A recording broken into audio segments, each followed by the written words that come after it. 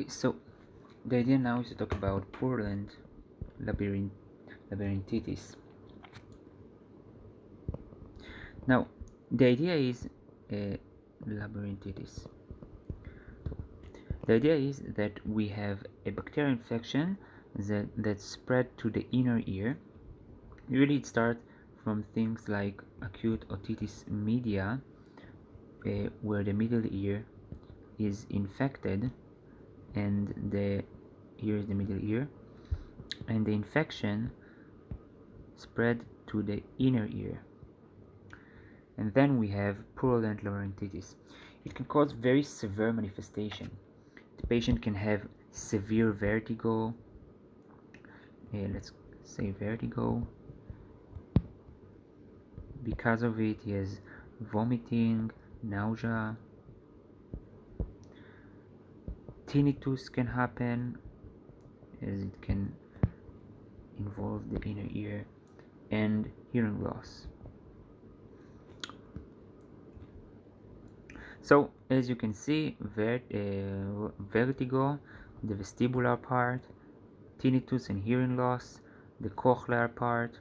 So you can see here the inner ear that is infected, and when it's pathological, you can see the pathological manifestations of inner ear damage.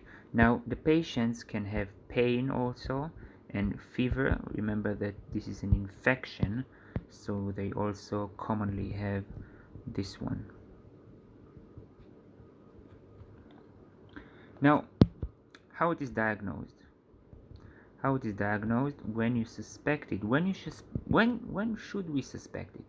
If a patient has an acute otitis media or trauma that can present bacteria to the inner ear, or any chronic infections, for example, cholesteatoma from, I don't know, chronic otitis media, and he develops vertigo, signs of inner ear problems, vertigo, nystagmus.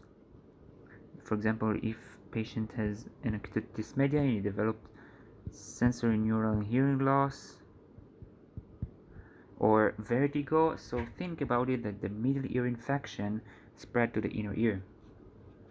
What do you do then? You are doing imaging. Which imaging? You can do CT of the temporal bone. You are looking for complications, for example, complications of acute otitis media, for example, for mastoiditis, erosion, otic capsule bone that is defected. Now, when you are doing MRI is when you suspect meningitis or brain abscess.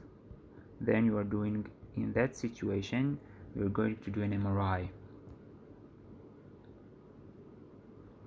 And when will you suspect meningitis or brain abscess?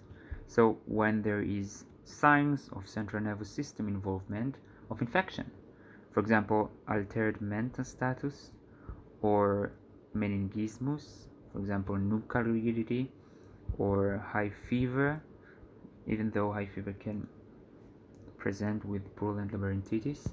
So then when you have these ones, you can do lumbar puncture. Just note that brain abscess is quite contraindication to lumbar puncture because it can cause herniation. So when there is a suspicion of meningitis in the city without brain abscess or a tumor, we can do lumbar puncture, but not when there is an increase in cranial pressure from brain abscess. You can complicate it with herniation, so be aware. So treatment.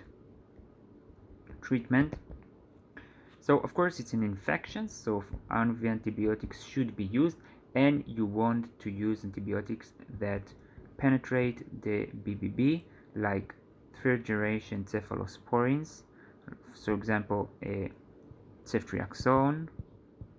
Sometimes when we think about Pseudomonas, so ceftazidime. So think about what you use. You should use antibiotics that can be used for meningitis. Sometimes to drain the middle ear, so drain the middle ear, we should do myringotomy, namely tympanic membrane perforation, and we can also insert ventilatory tubes to let the middle ear drain from all the pus it accumulates. Sometimes also mastoidectomy should be used.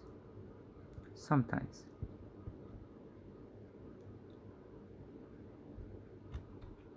Okay, so this is about purulent labyrinthitis, which is infection of the labyrinth, infection by a bacteria, usually from a spreading of acute media, or from a meningitis can cause it, trauma can cause it, trauma to the fracture to the temporal bone, the petrous part of the temporal bone when the inner ear is lying. This can come with, for example, acute media, and then the patient presents with sensorineural hearing loss, vertigo, tinnitus, hearing fever, pain. So think about purulent labyrinthitis. The acute media is complicated. Diagnosis is based on the clinics and the imaging, and the treatment should penetrate the PBB, so antibiotics and myringotomy, and sometimes mastoidectomy also. And of course, treating the complication. If I don't know, there is a brain abscess of something, or a fracture or something, or cholesteatoma or something, we can also should treat the cause. So this was about purulent labyrinthitis. Thanks for manual professional edition. I based on him also. If I had any mistakes, sorry, and please correct me. And that's it.